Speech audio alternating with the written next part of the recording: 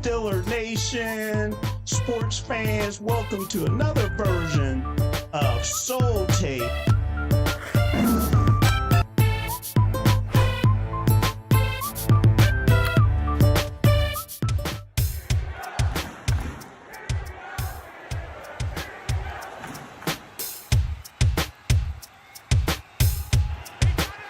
It is a victory. It's called coaching.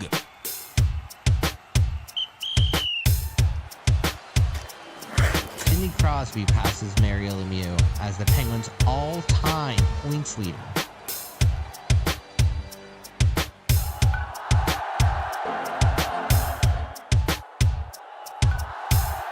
The Pirates have one of the best pitching staffs.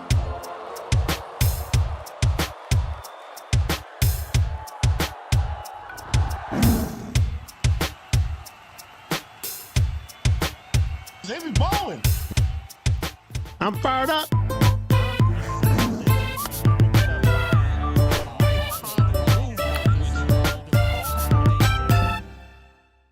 Yeah, it's that time. What's going on, Pittsburgh and Pittsburgh's DSEN listeners and Stiller Nation, Penguins Nation, Pirate Nation, Pitt Panther Nation? We're covering all the bases from a Pittsburgh sports standpoint. RMU, Robert Morris, Bobby Moe, Duquesne, all that and more. And even today, we will cover Pennsylvania, Western Pennsylvania high school basketball as well. A lot has gone down over the last week. My name is Kevin Cameron. You also have in the middle of your screen there, Mr. Ken Craig. What's going on? And to the right of your screen, for those of you on YouTube, Luther Dupree. Welcome back, Luther. Oh, man, it's always a pleasure to be with you guys. Man. Excellent. I'm excited. Excellent. Yes, this is Soul Take, and we do it this way every Tuesday from 6 to 8 p.m. And then from time to time, we throw in an extra hour when we need to. Something, fellas, we need to start to think about for the draft. Oh, right? yeah. Get that extra hour in there, get more scoop as far as what's going down. We're going to have some plans as well from a Pittsburgh DSEN standpoint for the draft, because everyone should be aware that the NFL draft is in the bird, Pittsburgh, Pennsylvania. What is it, April 23rd through the 25th, if I can remember. So we're all excited about that. Never thought I'd see it. Never thought I'd see it. And the Steelers will have 12 picks, fellas.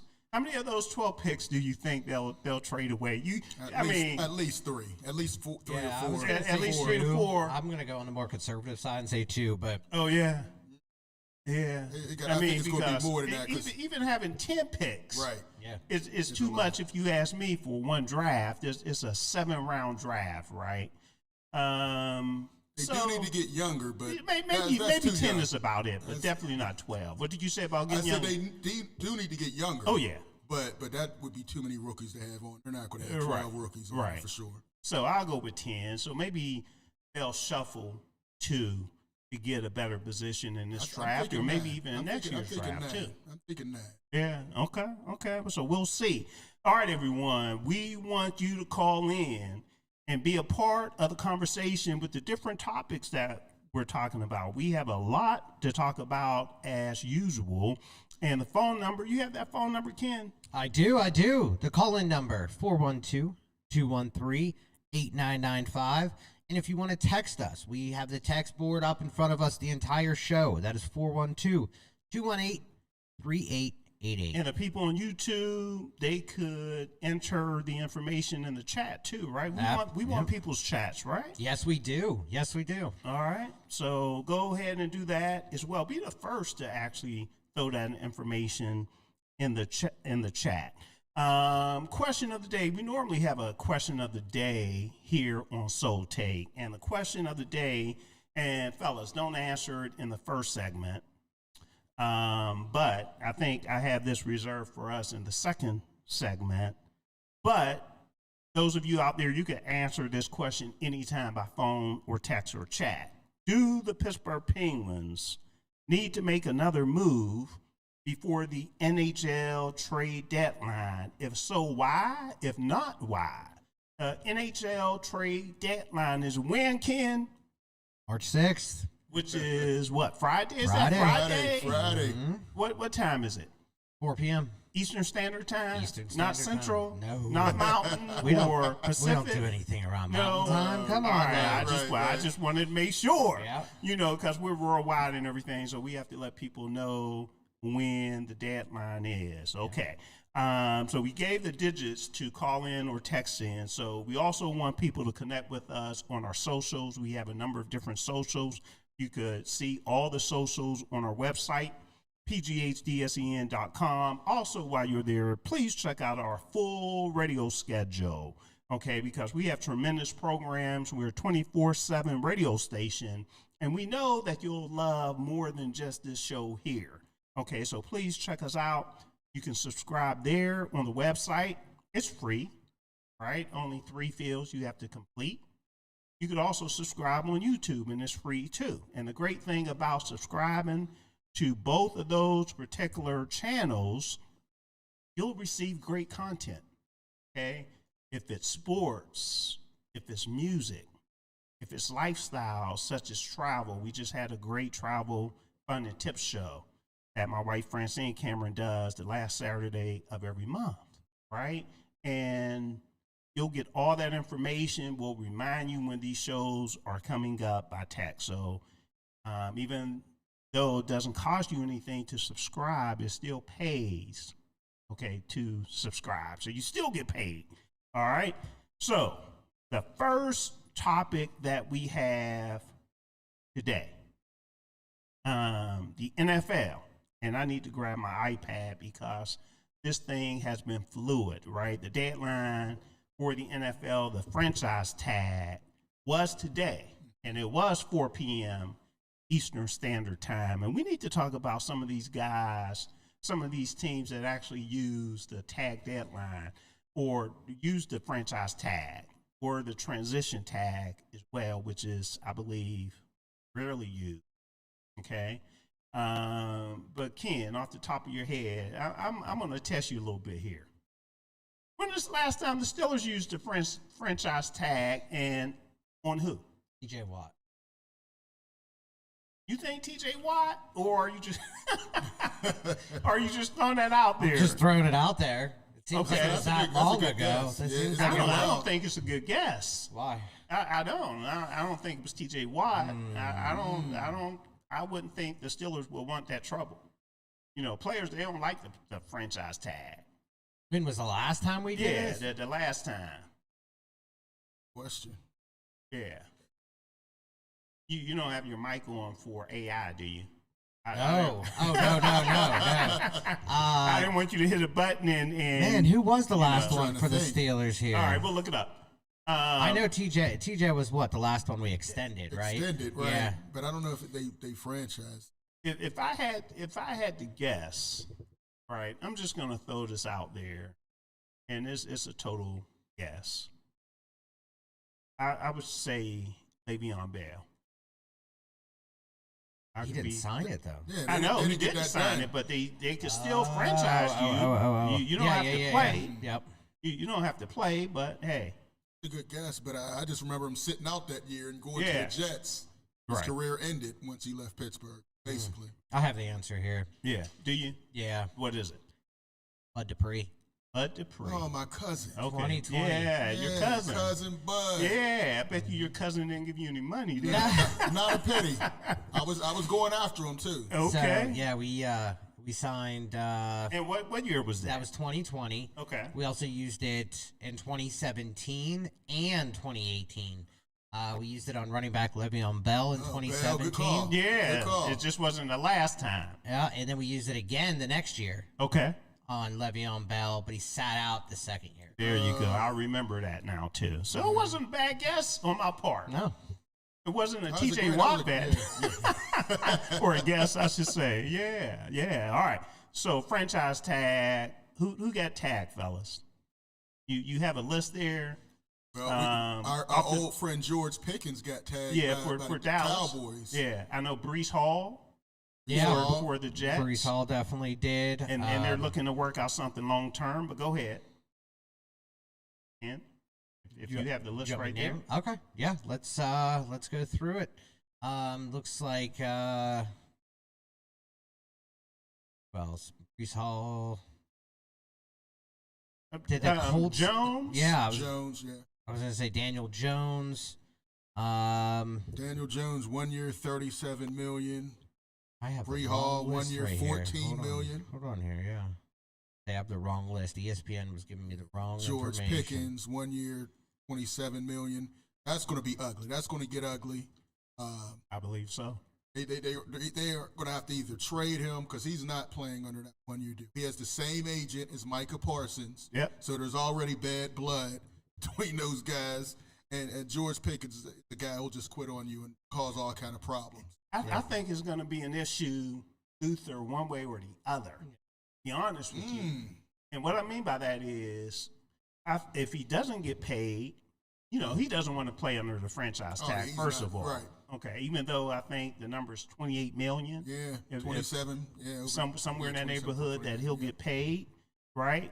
But it's a prove-it year again. He already had his prove-it year, and he got off. He had his best year ever, right? Only got suspended one time when him and CeeDee Lamb partied in Vegas a little too long. He got suspended a quarter, right? Yeah, he didn't get suspended 2 games. There was other stuff that came out. He was late for practices, doing some of the same things. But you know what?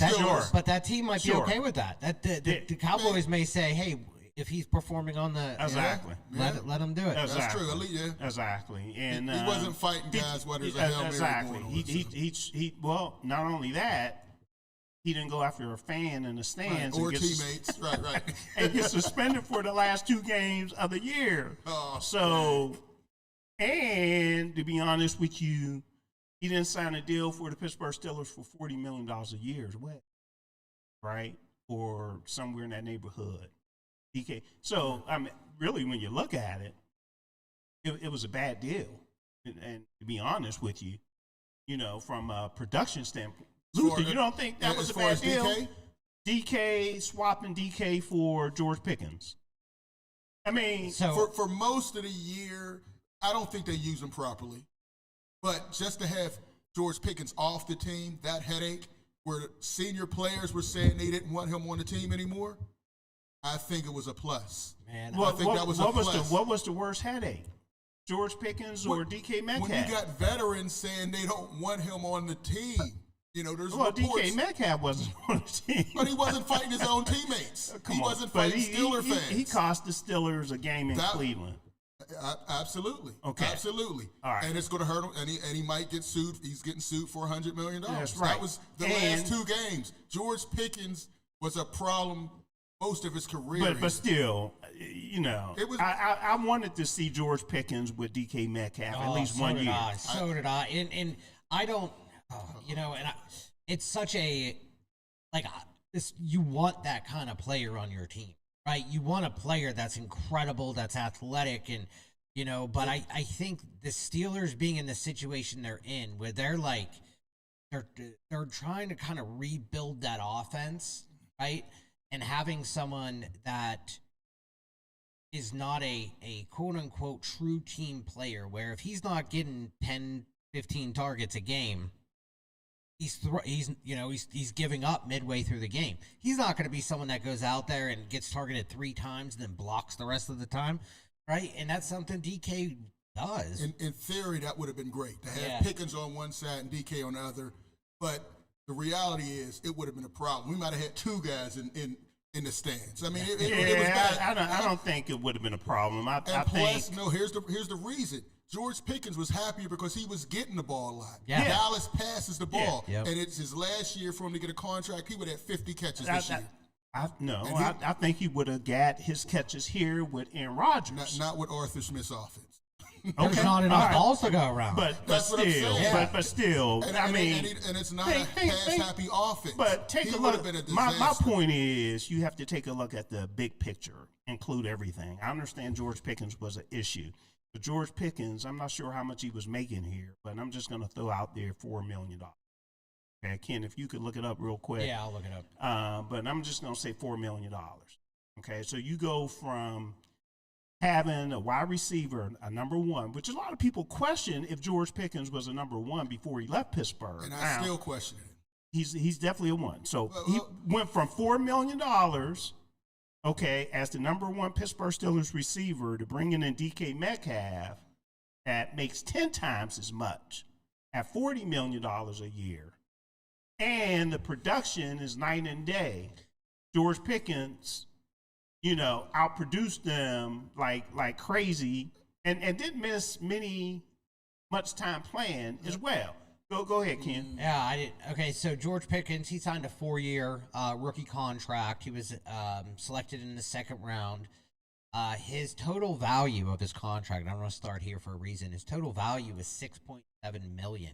So he was getting paid $1.69 million per year. And he had a $2 million signing bonus. Wow! So just he was not getting paid. So just say $2 million. So $2 million versus $40 million. Yeah, now you have a $38 million difference. Now, what could the Steelers have done with $38 more million in 2025? That's why I said, fellas, you got to take a look at everything. But to that point, you have to take a look at everything, and it's not just. Does the person catch the ball when it's passed to him, right? You have to look at the off-field attributes, the study room attributes, the that's locker part room of it. attributes. That's part of it. But there's some things I agree with you all. I mean, there were some issues. There's issues, with DK Metcalf as well.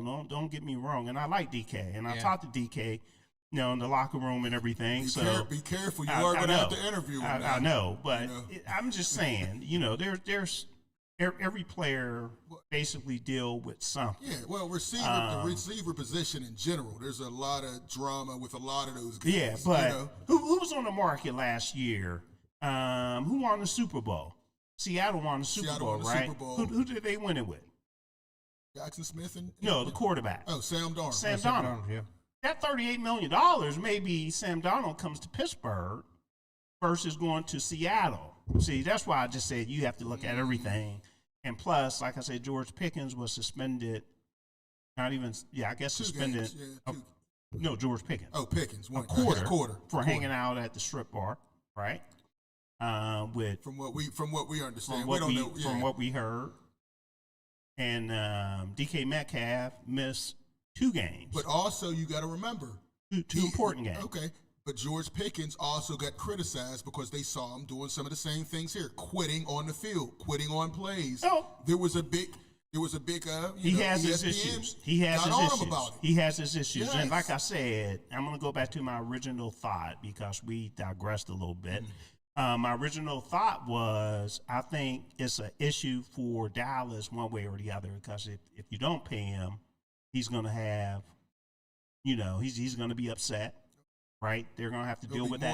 And then if you pay him, I think he'll be more like a 8B, where you paid him. Now he thinks he walks on water and could do whatever he wants, and that could cause issues too.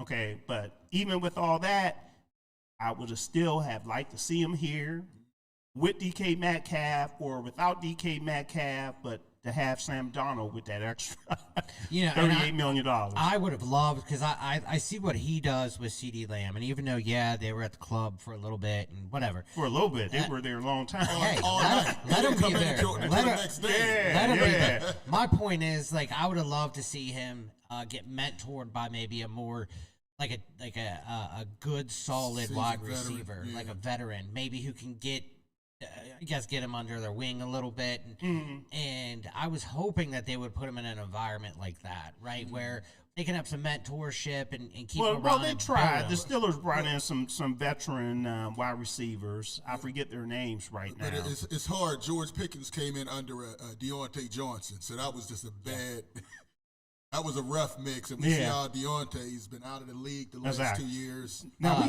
we have a text here, and the person that text want us to explain the franchise tag. Anyone want to take that? Oh, yeah, this is, I guess the best way to say it, it's a compromise, right? So think of first-round draft picks in the NFL. they have a 4-year rookie contract.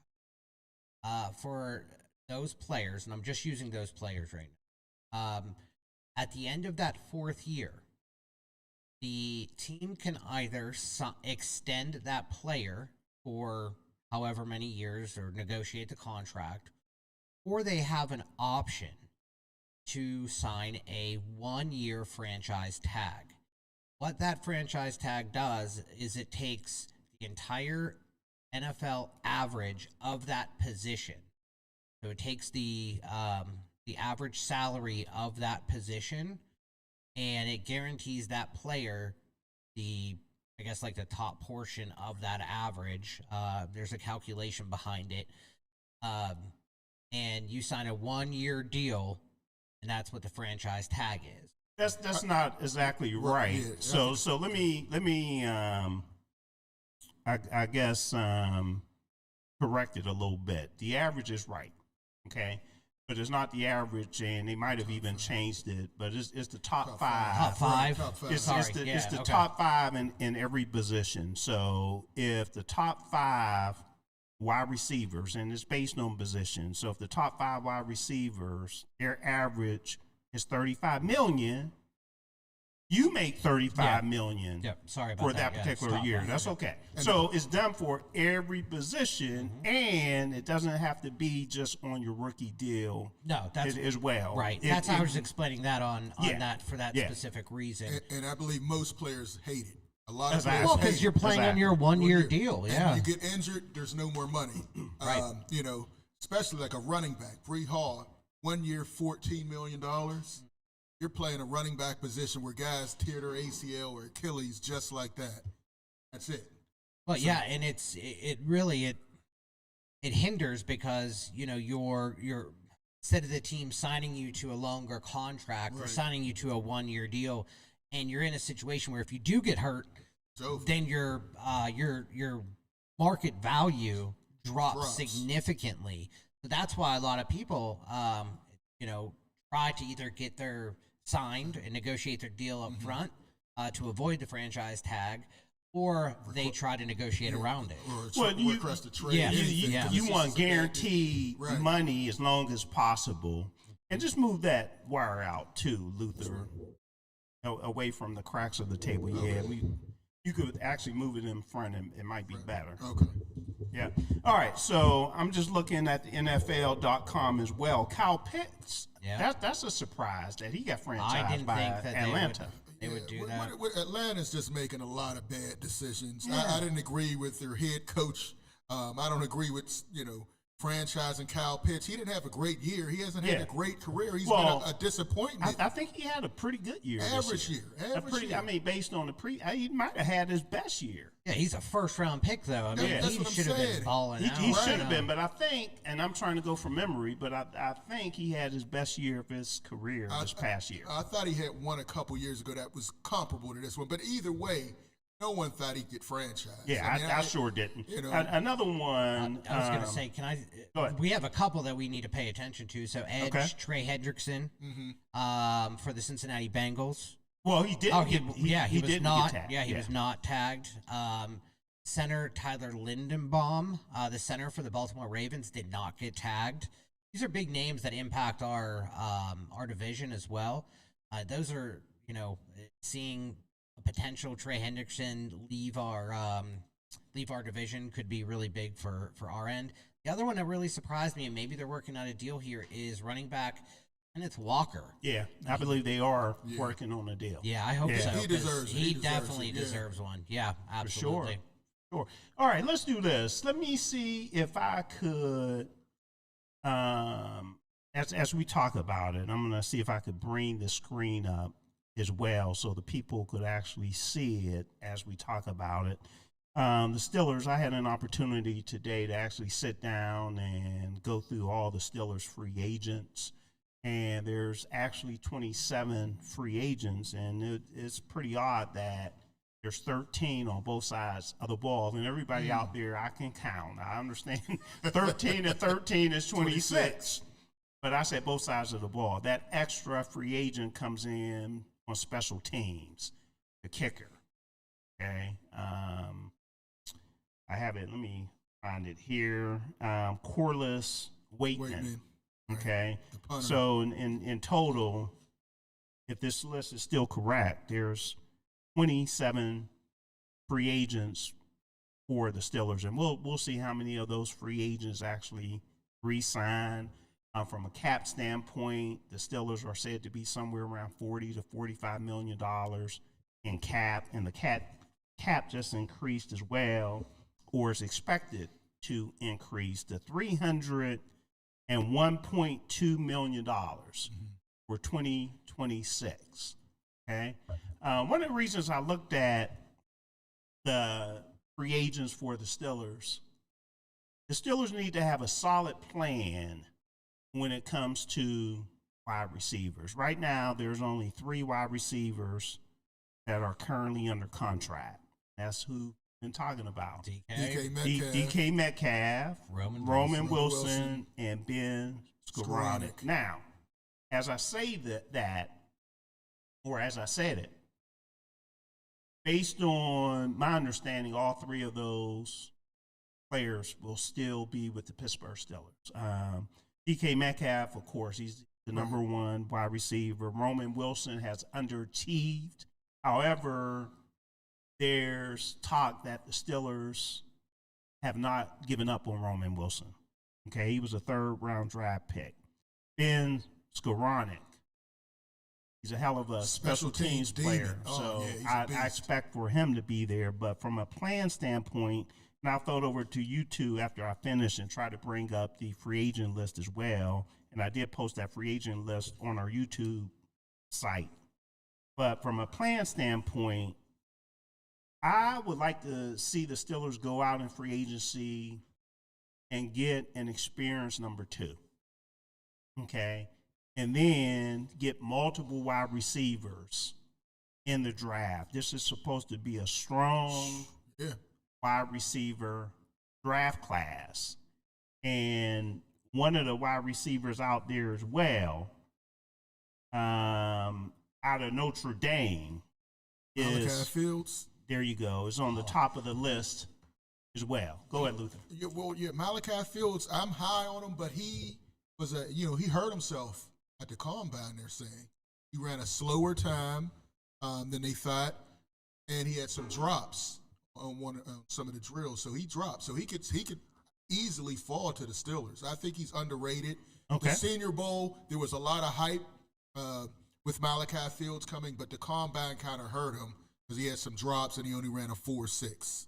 He's a big guy. He takes up a lot of space. I could see that, but he's not my favorite receiver. But I think they could get him later in the draft. Kevin and I had this opportunity to watch Notre Dame absolutely crush it here in Pittsburgh. He looked amazing. And Malachi Fields he looked, I don't know, he must move a lot faster than he does maybe in a combine situation. And some guys run bad. I think he just had a bad. It can happen. Yeah. If they fall, then so be it, and I'll be happy to take someone like him off the other team's hands. But he is a playmaker. He absolutely tore that field apart. Yeah, he did. So, what else from a free agent standpoint? Any free agents that might be expected? There were a number of names, but I'll let you two go before I give you my names also. You're talking about as far as receivers that you'd like them to look at? Right. That the Steelers could consider. Well, of course, Mike Evans, it doesn't look like Tampa Bay is going to re-sign him. I think you could get him for a reasonable price. He still has something left. Big guy, his streak of 1,000 yards. I wouldn't mind bringing him a good veteran receiver, not an off-the-field guy. I think he'd have some value there. Now, I'm going to stop you there, too. That's important as well because Calvin Austin III. Probably gone. Well, we'll see. He will be a free agent. He's gone. Right? I think he's gone. Because I think Mike McCarthy's going to get his guys in. What do you mean? What do you mean by that?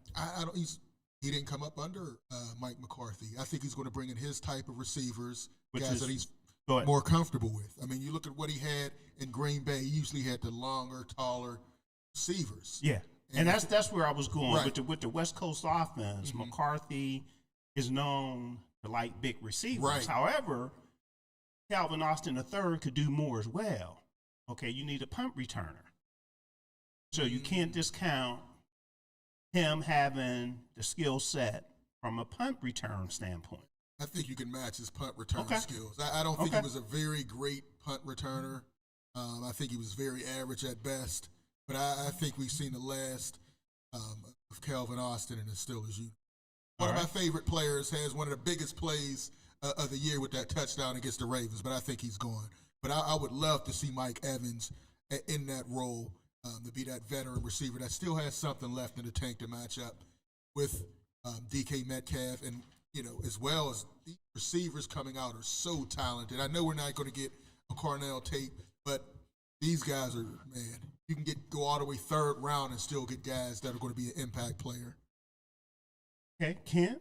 Yeah, I mean, there's a number of big names that are out there, right? You mentioned Mike Evans. Have you talked about Tyreek Hill previously? Juwan Jennings is someone that if he could stay healthy, he's someone that would have been nice. But I think there's some deeper names in here. Well, like Rashid Shaheed, right? He just won that Super Bowl. He's with a guy Seattle. that can help you on some punt returns, Yes. kick returns. I Yeah. liked him a lot. I thought he played really well when he was with the Saints prior to moving over to the Seattle Seahawks and winning that Super Bowl. It's not a super sexy free agency, right? I mean, names like Tim Patrick, right? When he was with Detroit. What about a DeAndre Hopkins? I wouldn't mind that. I mean, he has great hands. He has great hands. Come on. I think the best of his days are behind him. Of course. But this would be a veteran guy, just because you're going to have two young guys on the team. That's what I'm thinking. Okay. I still think DeAndre Hopkins has a little left. He made some tremendous catches last year. Romeo Dobbs.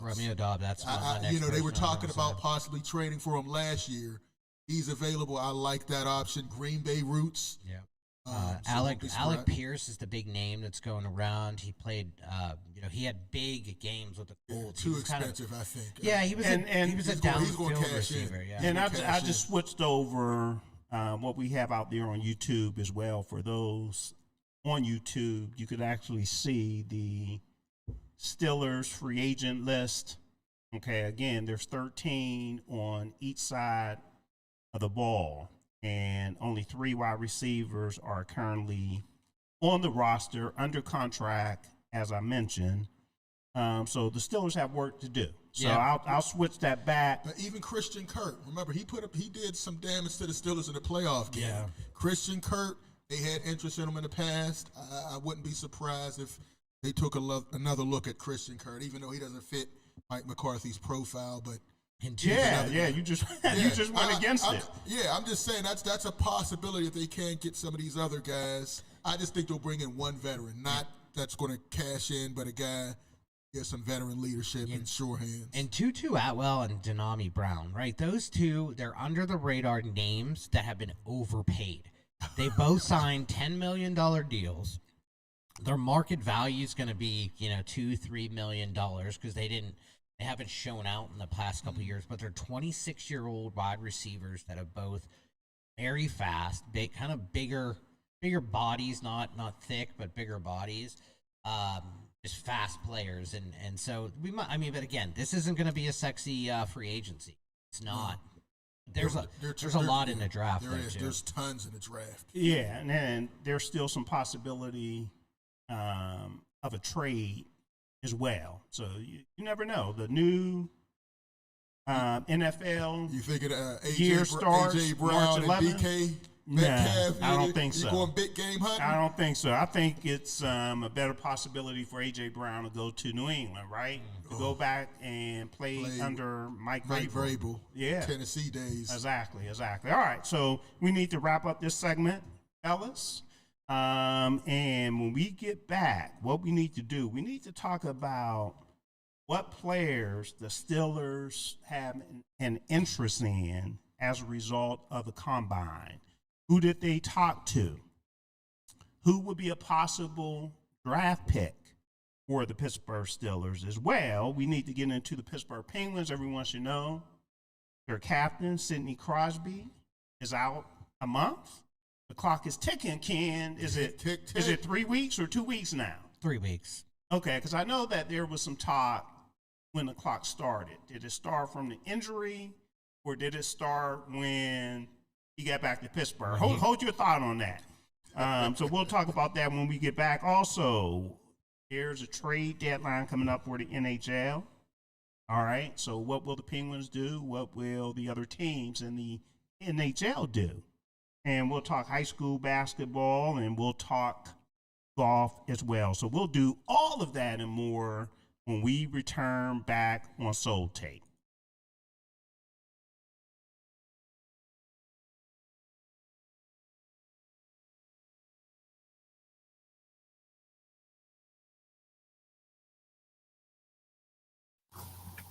Looking for a cost-effective way to help increase your company's bottom line? Look no further than Soul Pit Media. With our award-winning print, internet, podcast, and Soul Pit television options, we can help your business get to that next level. For more information, contact Craig Dawson at 412-407-7685. That's 412-407-7685. And let Soul Pit Media take you to that next level. Business owners thinking about back-to-school promotions and replacing summer flavors with pumpkin? What about your taxes? Reduce your stress and tax liabilities by planning for tax time now with Cameron Professional Services Group. CPSG takes your goals, values, and visions to create a custom tax plan catered specifically to your business. We work closely with you to ensure that as your business grows and goals shift, so will your custom plan.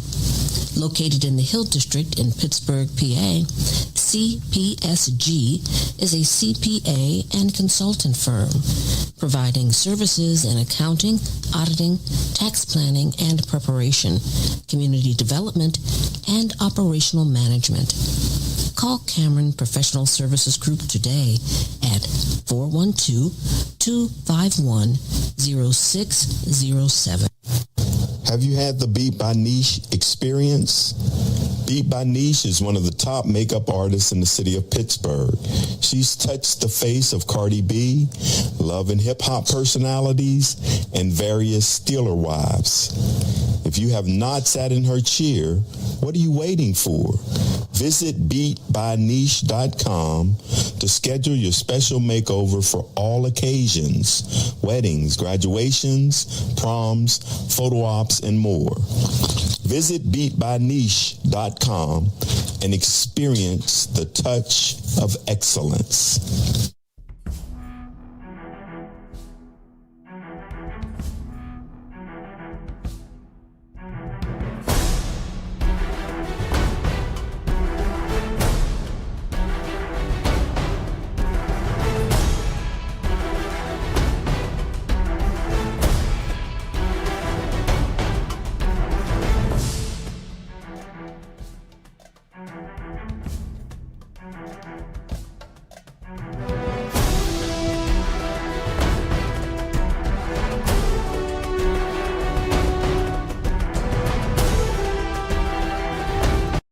All right, we are back. This is Soul Take on Pittsburgh's DSEN. We're just having a good time. We've been chopping it up a little bit, talking NFL football, talking about the franchise tag, talking about how should the Steelers rebuild their wide receiver group.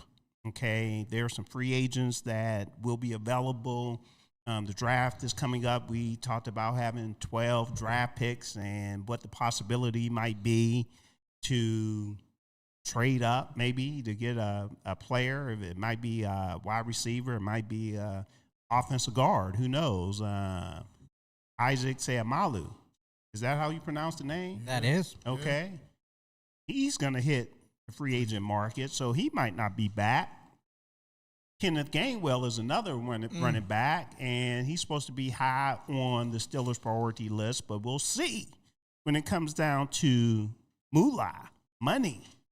You know, if he was underpaid if the two last sides year. are severely underpaid. He's looking to cash severely underpaid. And we're talking about the Steelers MVP. He was the Steelers MVP. So I would love to see Kenneth Gainwell, come back. I would too. I think he's gone, unfortunately. Yeah. Because how much money are you going to invest in that running back position? Warren has not a great contract, but it's solid. And then you invested a third-round pick in Caleb Johnson, who really didn't show a lot that rookie year. It was hard. It was hard for him to get a helmet. You think Kenneth Gainwell will be back? No. Oh. I said Caleb Johnson will be back next year, and he'll be. I know he's not leaving, is what I'm saying, but okay. I think he'll get some more playing time next year. I think Gainwell has a good opportunity to come back. I think he will too. Yeah. Like I said, the Steelers will have 40 to 45 million from a cap standpoint. The cap is supposed to increase, so they have the money. It depends on how much he wants. Yeah, they have the money. So we'll see. All right, everyone. I'm Kevin Cameron. Ken Craig is with us, as well as Luther Dupree. Now, before we left the break, we're not going to hop into hockey yet, because let's finish up with the NFL and the Steelers first, and then we'll get Ken's answer regarding when that clock started. For Sidney, and there's some other controversy that go along with that as well that I brought up last week. But yeah, from a Steelers standpoint, what players did the Steelers have an interest in at the NFL scouting combine, and also posted everyone that they met with at the combine as well. And let me go through the list. So if you wanted specifically, if you want to actually have the whole list in front of you, just go to our YouTube site and go under posts, and you'll see all these names. So we have under the quarterbacks, Ty Simpson, Alabama, Drew Aller, Penn State, and Carson Beck, Miami. You don't like any of them? Well, not in the first round or the second round or the third round. Wow. But after that, maybe I'll take a flyer. They might as well be a free agent. Wide receivers, my boy, that's who I mentioned. Malachi Fields out of Notre Dame. I would like to see him. He's dropping, unfortunately. I love to see him. Jordan Tyson out of Arizona State. You like him? Yes, and he was mentored by Hines Ward. Is that right? Yes, Hines Ward is a coach at Arizona State. He can block too, huh? Oh, he could do it all. Okay. He could do it all. His brother plays for Cleveland. Those Tyson genes are serious. Okay. I would love to see him. Don't say somebody played for Cleveland now. What, the Cavaliers? Got you. Okay. Got you. That's better. That's a lot better. All right. Unless he's Myles Garrett. I mean, outside of Myles Garrett, don't mention Cleveland football. All right. Jeremy Bernard out of Alabama. Yeah, the receiver. Elijah Surratt, I think, Indiana, the national champions. Yeah. Also, on the defensive side and other positions as well, Jake Golday from Cincinnati, Dominic Orange out of Iowa State, Zakara Branch out of Georgia. And I need to go back to Georgia when we're done here. Okay. Dylan Thienman out of Oregon, and Chris Johnson, San Diego State. Did you all find anyone else? I saw Anthony Hill from Texas, a linebacker. Okay. I heard they met with him as well. You said C.J. Allen for Georgia, right? The linebacker? No. Oh, okay. That's what I saw as well. Okay. And a defensive tackle, Caden McDonald from Ohio State was also on there. So, I'm getting worried that they're looking at Ty Simpson in that first round. I keep hearing mock drafts saying Ty Simpson in the first round. I don't think the Steelers will do it. I hope not. But the more and more I hear he had a great combine, I don't know. I think that would be a bad move, almost as bad as picking Kenny Pickett first round. Yeah, even though at the time I liked the Kenny, I love the Kenny Pickett pick. I just think a lot of things was done wrong, more so on Pickett's part than the organization's part for it not to work. Okay. Or he just didn't have the talent. I mean, he's looking for Both can be true. He's looking for his 5th team, man. Yeah, both can be true. I mean, it's just like Justin Fields, right? Justin Fields would be on his 4th team. And he's another guy if the Jets let him go. Okay, but another guy who didn't have the talent. However, the Super Bowl winning quarterback, how many teams was he on? Sam Darnold, right? That's true, but it took him a while to develop. But by his 4th team, he was ready. Yeah, Kenny Pickett's on his 5th. Even sometimes it happens like that's that. True. And really, that's the new trend in the NFL. Yeah. You look but at the Jets almost don't count. You look at Baker Mayfield. How many teams was Baker? And Baker, that's your boy. You call Bake. You call Bake. You call Bake. At the beginning of the year, a top 10 quarterback. Yeah. You remember? I remember that. He was playing like it. I mean, 2 years ago. And that's why I said I don't base things on a short sample size. At the time, he was playing that way. True. But I was talking overall, not just for that short sample certain time. Guys get more chances. Like a Baker Mayfield, some guys, their 2nd team, they're done for good. Okay. I wanted to go back to Zachariah Branch, and this has nothing to do with this young man, but he played for Georgia. And I think it was like a week or 2 weeks ago, I read some disturbing news regarding University of Georgia football. And that disturbing news was the continuation of drag racing or reckless driving. Okay. Everyone should know that 2 individuals lost their life years ago as a result of drag racing by football players or staff. Okay, and the number 1 draft pick for Philadelphia was a part of that. The defensive lineman, not Jordan Davis, or from Georgia. From Georgia. Oh, okay. The defensive lineman, Jalen Carter. There you go. Carter. There you go. His staff dropped. Or you're right. His draft stock dropped as a result of that. That's true. So I'm not sure what's going on. I mean, you would think that you would learn your lesson, right? If a program that you're a part of lost 2 loved ones, right? Yeah. In a tragic car accident as a result of reckless driving and drag racing. And it's been a number of them that's been pulled over driving at high speeds. Go ahead, Ken. I was going to say this is clearly part of the culture somehow, right? We know about the ones where it went bad. What culture? Busted. What culture?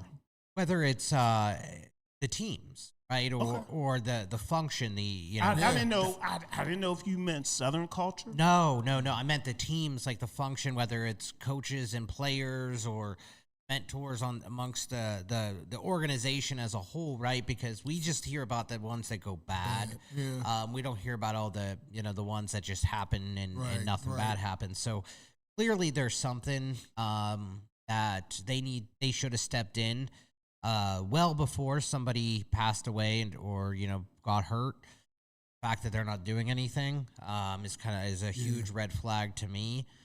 But they need to before something else goes left, because it's only a matter of time.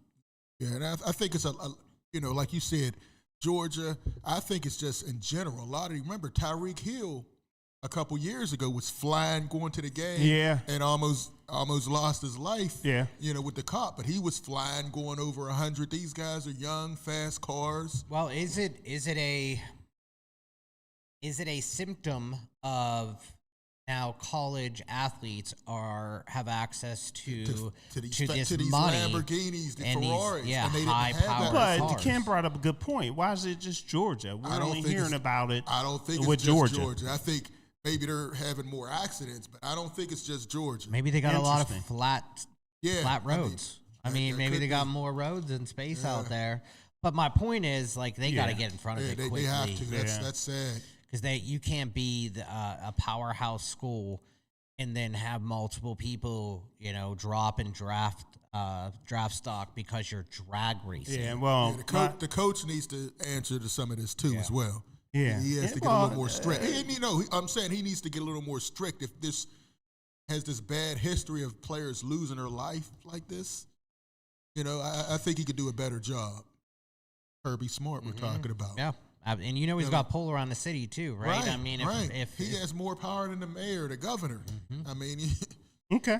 So, anything else from the combine that stood out from a Stiller perspective? I think we talked about a few names. I think Malachi Lemon is another one. Yeah. That he had some interesting interviews at the podium. Head on to the Kyle Lemon. I saw that. What position? He's wide receiver from USC. From USC. I mean, he's electric. I mean, I would love to have him, but his interviews, the way he was talking to the side, it's an interview. But man. I'm just Some saying, people just not just that. They said, can he ball? He can ball. He can ball. But do you want another George Pickens or an Antonio Brown? Just because. Yes, but you got to see what level of Antonio Brown. Yes, you love on the field, but he went off the deep end. And he played for who? USC.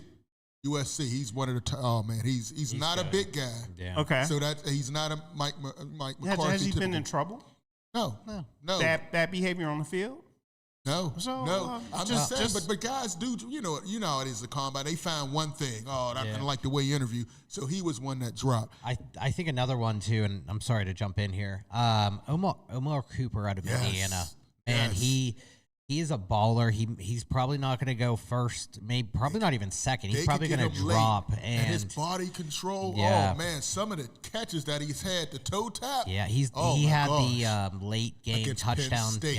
Touchdown catch against Penn State. I still don't know how that guy let him he got 2 feet in. Not only one, he got both of his feet in. But he's electric. Steelers met with him at the combine as well. The other one, and I know he's probably going to go before us unless we make a move up the draft, is Carnell Tate. I like him. Which he's someone that I would be like, let's do it. Let's rock and roll. 6'5", and of course they said 4. I'm like 6'5", 4'5", but still great speed. Yeah. They're saying they thought he should have run fast. Listen, on the field he's electric. He's long. He makes combat catches. I like him as well.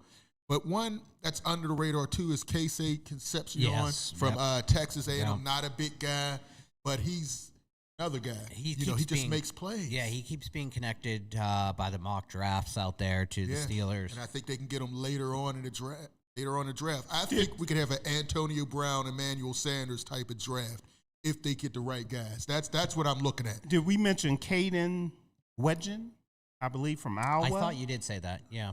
Antonio Williams, Clemson. Yep. And Zachariah Branch, Denzel Boston. He's another one who's Washington, from Washington. Deion Burks, the Steelers met with from Oklahoma. Okay. Kevin Coleman Jr. from Missouri, the Steelers met with. And I'm trying to see. I think we pretty much covered it. 14 wide receivers. So I think you're right when you say they're going to draft at least 2 receivers. You're right. They met with 14 of them, so. Oh yeah. I would be extremely happy if they took a minimum 2 receivers in this draft. Okay. We need to. Do you remember back in the day when we would have a stockpile of wide receivers? Yes. We just had that next one waiting to come up and waiting to come. Where they didn't have to play their first snap of their rookie season because they had time. Right. But there was people in front of them that Okay, so switching gears, moving over to the Igloo, the Penguins. Can this Penguins team continue to win without Sidney Crosby? But before you answer that, when did the clock start with Sidney Crosby? Yeah, it actually started February 25th. Got back. When he got back. Yeah, there's been some talk about that, right? Yeah. Did he actually hurt his time, right? Because he was trying to play in that gold medal game. I mean, probably. He maybe have hurt 3 days, 2-3 days, right? Is it going to make that big of a deal? We'll see, right? I mean, yeah. Where he comes back he's projected to come back on the 25th of March, which would be right after the Colorado Avalanche game. Okay, here's the deal. Sidney Crosby was asked about something to that effect. Mm-hmm. If he, and I'm not sure if you were there, Ken, when the question was asked, if he had a setback as a result of trying to play in that championship game in the Olympics. He pretty much gave them a political answer. Okay? Mm-hmm. But if I were Sidney Crosby, ask me the question, I'm Sidney Crosby. Did you have a setback preparing for the gold medal? I'm not sure if I had a setback, but was I trying to play in the gold medal game in the Olympics? You better believe I was trying to play in that gold medal game in the Olympics. We're talking about my country, okay? And I'll do anything for my country. And if I have to lose some days as a result of playing for my country, I'm going to play for my country because my country comes first. That's how I would have answered the question. And we have a caller on the line, and if the caller could turn down the sound so we won't get that feedback, appreciate it. But yeah, that's how. That's perfect, because I think all Pittsburgh fans would have accepted that answer. Right. Exactly. All right, we have Diva on the line. What's going on, Diva? Hey, how you guys doing today? Ken, Luther, Mr. Kevin, how you guys doing? Excellent. Doing well, Diva. Thanks, Diva. All right, I have a question. So if Crosby is out for the next couple of weeks, how is this game where, Ken, you talked last week, Pittsburgh's going up against Philly, and where both teams are at the top. Both teams are at the top. But if Crosby is out, how's that game going to go? That's my first question. So you're talking about when you called in last week, you talked about going to the game, correct? Yes, Okay. yes. So- That's a question. Should I still go, or is it going to be a bust? No, absolutely not. So a fun thing about the Pittsburgh Penguins right now, they have a number of 20 goal scorers or 10 goal scorers this year. Okay. So they are currently sitting at 10 total players on their team have over 10 goals for this season. That is number one in the NHL. Okay. So you have goals being scored by all throughout the lineup, right? So this is not a team that by any means is rolling over because Sidney Crosby is out of the lineup. So it's not going to be a bust. I mean, the game the other night against a favorite to go deep in the playoffs, the Vegas Golden Knights, the Penguins just won 5-0 in a great matchup. So it'll be now Philadelphia. They're kind of they're 11th in the conference right now. They're a bit below or behind Pittsburgh. Pittsburgh's 5th in the conference. But the matchup is at their it's at the top part of their rivalry. Okay. And then my other question is, you guys been talking about the NHL draft. I'm probably using the wrong words, but Trade deadline. Are they going to trade to get younger players? Yeah, that's a really good question, actually. So I think there's a couple things to look at here, right? So the Penguins have the most draft picks of any team right now. And the Steelers or the Penguins? What did I say? Did I say the Penguins?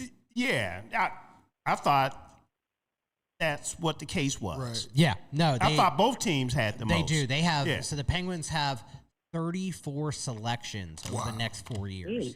Wow. Okay, and so they have 13 right now in the 2025. Or I'm sorry, in the 2026 draft. So they have a lot of draft capital stock. How many did you say? 34 over the next 4 years. 13 this year. Yep. Right? 13. Okay. Yep. Okay. So, which they just used one, or they just got one the other day as well. for moving one of their defensemen. Now, what are they going to go after? So there's a couple things. They have a model of what they look for right now, and the model is getting younger.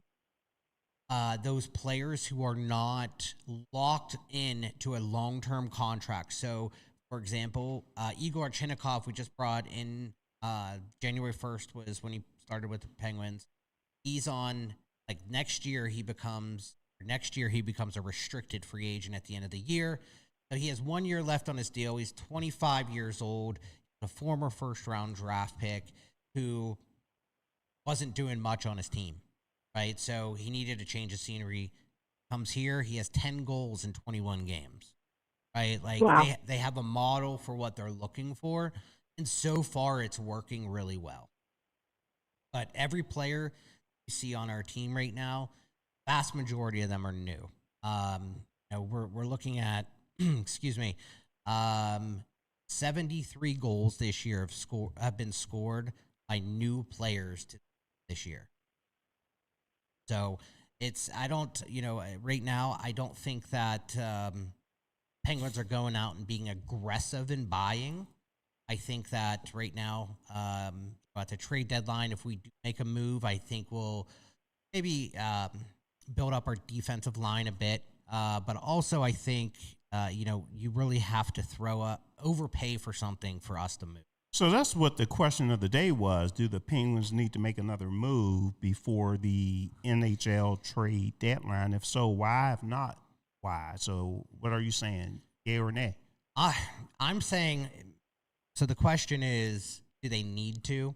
I do think we need to I do think we need to make a move to help our defensive side of the puck. I do also think... How's the blue line?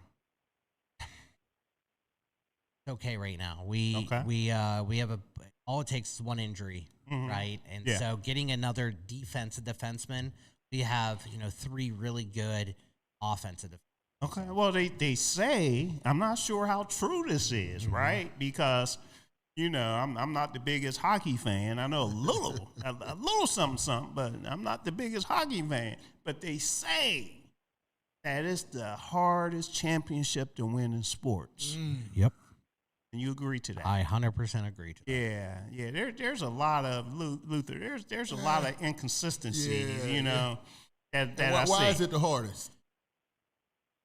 Well, I think it's the fastest sport, right?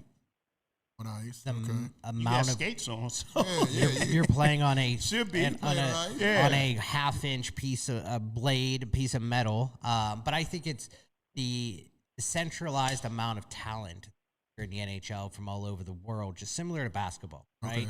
Centralized talent, and then you have to, go through an 82-game season, right? Then you go through 7-game playoffs. The pace of the NHL playoffs, you'll never see it anywhere else, right? The pace of the NHL playoff, the physical side of it, rivalries that build, and you go into game 3, 4. It's just, you have to experience it to really be able to put work to it. But once you do, you're like, okay, that makes a lot just of let you sense. know, Ken, I believe it. Yeah, I really do. But there's a lot of inconsistencies that maybe I'll bring up after the call. But Oh, Diva, I what look else? forward to hearing that. What else did you have? Last question. How far into the playoffs will the Penguins go, and do we have a real chance at the Stanley Cup? Yeah, that's a really good question. Actually, I saved. I was doing a little bit of research the other day on this to look at some of the numbers. What is our chances? What are our odds, right? And hockey, all about advanced analytics and those kind of things, right? So there's a lot of nerds out there that love it. But so far right now, based on some of the playoff odds, the Pittsburgh Penguins have an 89.9% chance of making the playoffs. I can't stand odds. Okay. These are... I don't care. I can't stand odds. You don't like odds? I don't like odds. They also have a 49.4... You like percentages? Percentages. These aren't odds. I don't like These are percentages, and I'll tell you why. But go ahead, Ken. Based on Money Puck, They have about a 90% chance of making the playoffs. They have about a 50% chance of making it to the second round. They also have making it to the finals. They have about 11% chance, right? So they're in the top 5 teams that have a chance to make it to the finals. To win the cup, they got a 5.5% chance. That's top 4. That's top 5 as well. So we're sitting as, one of the top, I'll say top 6 favorites to make it that deep. I think we do. I think we make it deep into the playoffs, maybe second round. Third round would be phenomenal. But realistically, I don't think we make it to the. Okay. And Ken, you're saying 5% is good. I mean, what about the other 95%? Don't worry about the odds. Don't worry about the odds. They're not even worth looking at. No, it's just. Yeah, I mean, it's the top team in the league has a 10% chance of making it that far, right? Wow. So, we're still up there in terms of where we're at in the league. To give you some perspective right now, and we need to get the break as well. Just let you all know, the Pittsburgh Penguins right now are currently 8th place in the entire NHL.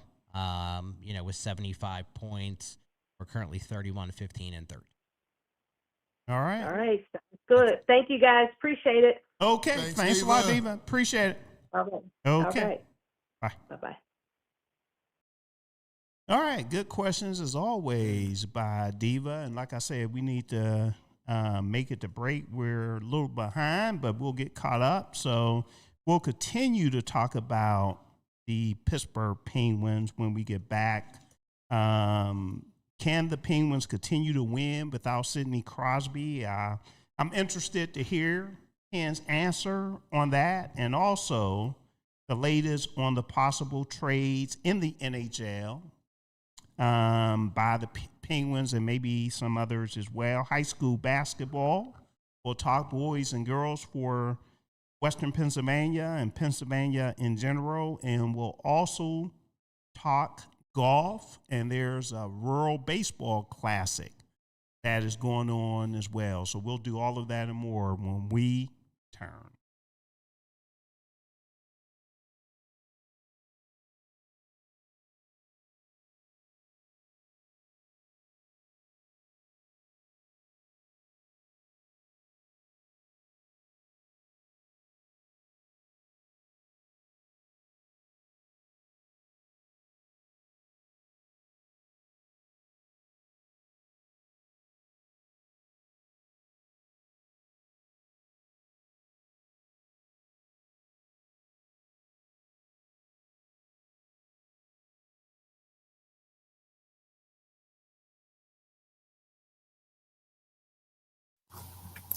Looking for a cost-effective way to help increase your company's bottom line?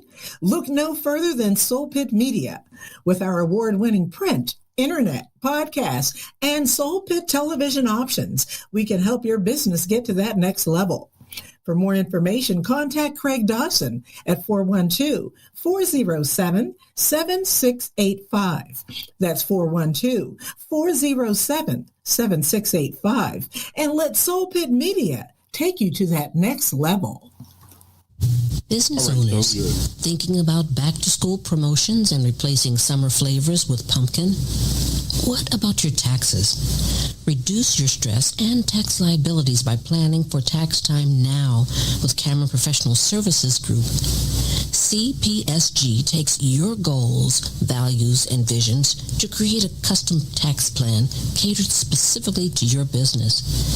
We work closely with you to ensure that as your business grows and goals shift, so will your custom plan.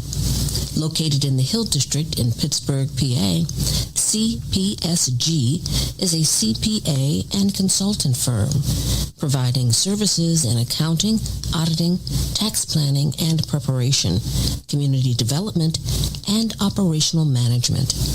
Call Cameron Professional Services Group today at 412-251-0607. Have you had the Beat by Niche experience? Beat by Niche is one of the top makeup artists in the city of Pittsburgh. She's touched the face of Cardi B, love and hip-hop personalities, and various Steeler wives. If you have not sat in her chair, what are you waiting for?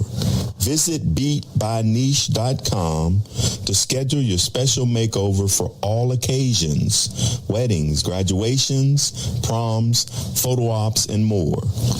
Visit beatbyniche.com and experience the touch of excellence.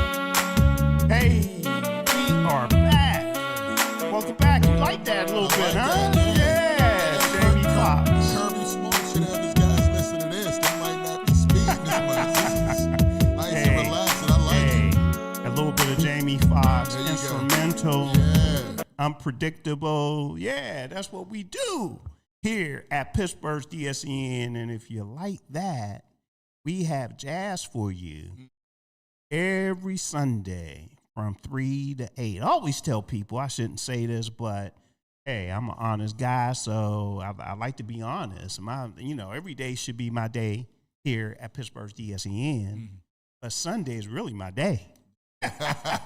That's the best day I like, because we get down with the gospel from 7 to 3 p.m. And then we get down with the jazz from 3 to 8. And then we close things out with the quiet storm from 8 to 11. And fellas, you know what I've been doing lately on Sundays with all of this going on?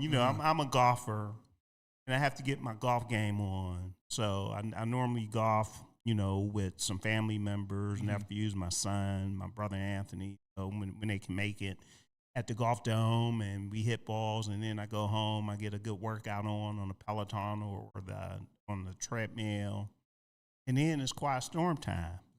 I hop in the tub, grab a glass of wine, and I chill. There you go. And I enjoy the quiet storm. So everybody out there, check us out at pghdsen.com. So if you're on YouTube, you can go over to the radio stream and check out the radio station as well. So we're broadcasting in 2 different places, distribution points, YouTube, as well as the radio platform. So when you're done, go head over and check out what we have going on. All right, so my name is Kevin Cameron. In the middle, for those of you on YouTube, Ken Craig, and to the right of the screen is Luther Dupree. We're having a ball talking Pittsburgh sports.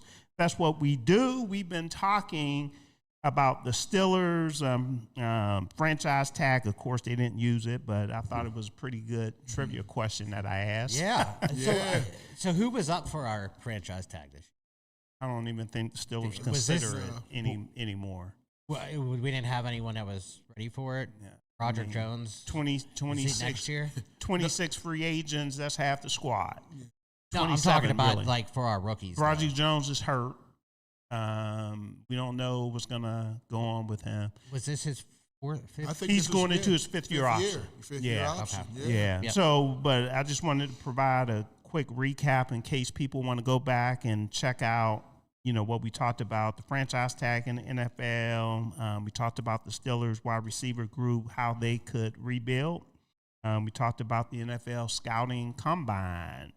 Who should the Steelers be interested in, and who did they meet with? And we also talked about the Penguins. Will they continue to win without Sidney Crosby? Ken said, of course. They're not just going to sit down and not fight. You can fight, but you can lose. You could die fight. Yeah. to that note, Pens are up 1-0 over the Boston Bruins. Oh man, okay. They're still doing it. And they're on the road. 7-3 over the last 10 games. So they got a nice. Yeah. Okay. So the other subject or topic we need to get into with the Penguins, the NHL trade deadline is Friday. And the question of the day, everyone, you can still call in on it or text in. Do the Penguins need to make another move before the NHL trade deadline? If so, why? If not, why? Here's what I'll say, okay? And I don't know the roster inside and out, okay? I'll ask a question to answer a question, okay? Ken, does the Penguins have a real good opportunity this year to win the Stanley Cup? I think it's I said a real good opportunity. a real good opportunity. Yeah. I think they have the same opportunity as anyone else. Is that a real good that's a real good opportunity then? Yeah. Oh. Okay. Well, earlier I thought you said that you don't expect them to win I don't, the Stanley Cup. but they could. They have the team. Of course, to do it. everybody could. No, but I'm saying they actually have a team that can go deep. Okay, well, here, for everybody out there, if your answer is no, okay, they should look to make a trade. If your answer is yes, don't trade, okay? And I don't think they have a chance to win Stanley Cup with this present roster. I don't think so either. Yeah. So that's why I'm saying they should go out and make a trade. And let me just talk about this odd situation, that came up earlier. I don't like odds because odds always change. Okay? Mm-hmm. And I'm good with the odds that change when you have major overhauls. So in other words, like in basketball, okay? Going into the season, if you're a Lakers fan and you have a 10% chance to win the championship, okay, that's the benchmark, right? That's the baseline, that's the benchmark. That's what should be used throughout the season unless you add significant pieces to your team. If you add significant pieces to the team, of course your odds should change. But if you keep the same team and you just continue to lose, your odds will change. No, stick to the same odds from the beginning of the year, and I like the odds. But circumstances change. It's just, at that time it may be good right. odds. Well, but injuries. I can tell you who's going to win after the game. Well, I think it's you see what I'm saying? and so just to make sure I clarify here. So it's the model that Money Puck uses is based on player past performances, Yeah. right? So how they're playing the past season. Would you say money pot? Money Puck. Money Puck. Yeah. So okay. they do it based on models and simulations. Sure, right? sure. Right. But so obviously it's it's not a science, right? It's a data science, but at the end of the day, they have good odds, but players get hot. They're always changing. Right. Well, So they're good odds. So Right. so my point is when you change the odds, that tells me if you change the odds 15 times, you were wrong 14 times. Well, and Am I right? yeah, If you change the odds 15 times, you were wrong 14 times. That's why I don't like odds. Now, I like the predictions at the beginning of the year and then at the end of the year. Look at those predictions and find the ones that were right. Those are the ones that I like. But I digressed. well, and I think it's important to watch where the team is at the time too, right? If your goalie gets hot out of nowhere, Right. like your odds will improve. The Penguins were supposed to be in the race for the top pick of this year, right? For the number one draft pick. Exactly. And all of a sudden now we're talking got about hot. winning our division. Right. That's crazy. Right. So that was wrong. Another good example from a good prediction standpoint, even though I don't like it, Pitt basketball that we're going to talk about. Ooh. Pitt basketball going into the season, they were projected to be the 17th worst team in the ACC out of 18. So right now they were the 15th team in the conference. So the projections were pretty much right on. Accurate. So, relatively but accurate. anyway, let's get back to the topics because we're already trying to catch up from a time standpoint. Trades, Ken, what are some of the possibilities? Yeah, there's it's a buyer's market right now. There's a lot of things being thrown around. There's a lot of teams that are looking to bolster their last push into the playoffs. I know Buffalo's going really hard at a center from St. Louis named Thomas. But in terms of the Penguins, again,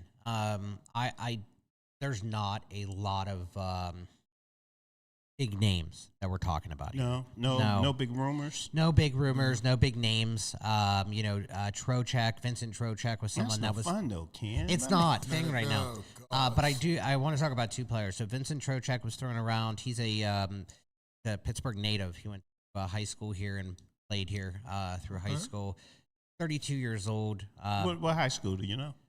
South Hill. It was in South Hills. South Hills. Okay. I'm unsure exactly what high school though. I know he played for Penn's Elite though. Anyway, so he Upper St. Clair. Is where he went to. Upper St. Clair.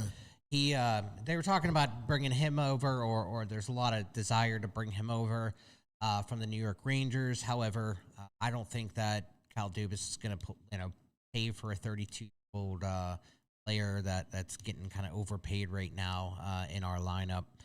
The other thing is, I've heard a lot of rumors about trading our goalie that we got in exchange for Tristan Jarry. His name is Stuart Skinner. We got him from the Edmonton. He took the Edmonton Oilers to the Stanley Cup last year. He's a heck of a goalie. Okay, he's playing a heck of a lot better than Tristan Jarry's playing right now. I hear they're really on him. Yeah. And Stuart Skinner, they're talking about because he's a free agent at the end of this year, an unrestricted free agent at the end of the year. So why don't we trade him? Something for him. Yeah, why don't we trade him, get something for him? However, if the Penguins are looking to make a run into the playoffs, they have a rotation with their goalies. It's usually every other game they play, right? Because there's typically a game every other day or every 2 days. So they rotate their goalies. Like tonight, Skinner's starting. Tomorrow, she loves to start.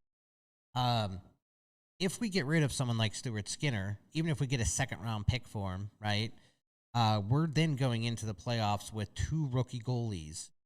One rookie goalie who only has 5 NHL games under his belt. Oh, wow. Right? That's, Stuart Skinner is a veteran. He's been in the league for, quite some time, over 6 years. Why would you do that to the team, right? And I know a second-round pick is great. For the future? Yeah, but you would have to overpay, significantly overpay for them to make that kind of move. But I think it's a dangerous thing to play with, leaning on goalies that don't have that kind of experience, and especially Stuart Skinner has taken his team to the Stanley Cup multiple times. So, I've heard a lot thrown around a ton. But overall, we just made a move for a defenseman last week, as Sam Gerard, who more of an offensive defenseman. But if we make another move, it's probably just for more draft capital or a defense. Yeah. Okay. 30 seconds, Ken. Around the NHL. Around the NHL. What should we expect? Any deals? Yeah, I think we see Thomas move to Buffalo for a big haul, like multiple first-round draft picks. I think Vincent Trocheck has already. There's been some teams thrown around, but he doesn't want to go west. So he's going to be staying in the East. I don't even know. I was thinking Detroit initially. Okay. Other than that, it's really buyer's market right now, so there's not a ton going on. Mike Sullivan, the Rangers, they don't make a move. They're selling right now. Yeah, because they are almost last in the NHL. Yeah, it's So they should be making a move. Yep. Is it? Last question, and we'll move on. But is it odd? What's going on? Penguins, Rangers. It's odd, isn't it? With Sullivan. The way the team, it's like even though he has two cups. Yeah. Okay. The thing is, look who he had on his team. Yeah, right? but he, you know, Prime Evgeny Malkin, prime Marc-Andre Fleury, prime Sidney Crosby. Yeah. roster was loaded back then. Yeah. and the gold Rangers, days. pushed hard for him, right, to get They're- him in New York. Yeah, well overpaid too. I Yeah, mean, so yeah. he, you know, Strike now when it's it's hot. he didn't want to rebuild. Yeah. He didn't want to rebuild how Kyle Dubas wanted to rebuild here. So he goes to New York, and now he's in a Yeah, but at least he has that gold around his And he got that fat check. around his neck. Yeah, Yeah, he has that that too. check. That too. and he All has, right. you know, I mean, the That New York bag. Rangers. He has the bag. Over a month and a half ago, they sent out a letter to all their fans saying, "Hey, we're rebuilding this year." So Okay. Oh, wow. So Okay. yeah, Got it. it's like that. Okay. All right, cool. Hey, let me get to a text here, and we appreciate the text. So yeah, please text us. Let's please call us, chat, all that good stuff. So I have a text here from JC.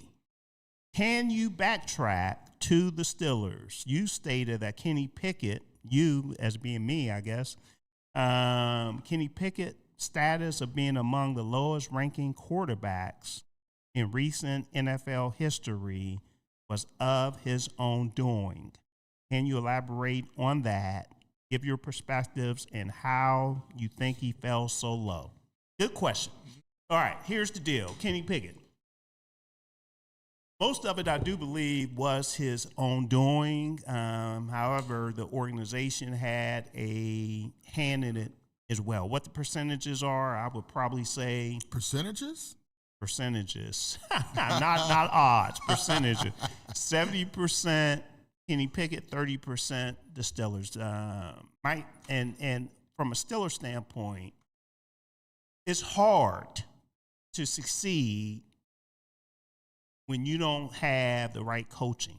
And what I mean by coaching, at Canada. Trash. He was a horrible offensive coordinator, and having a young quarterback try to develop under Matt Canada, under his system, was probably one of the worst situations quarterback to be in. Now,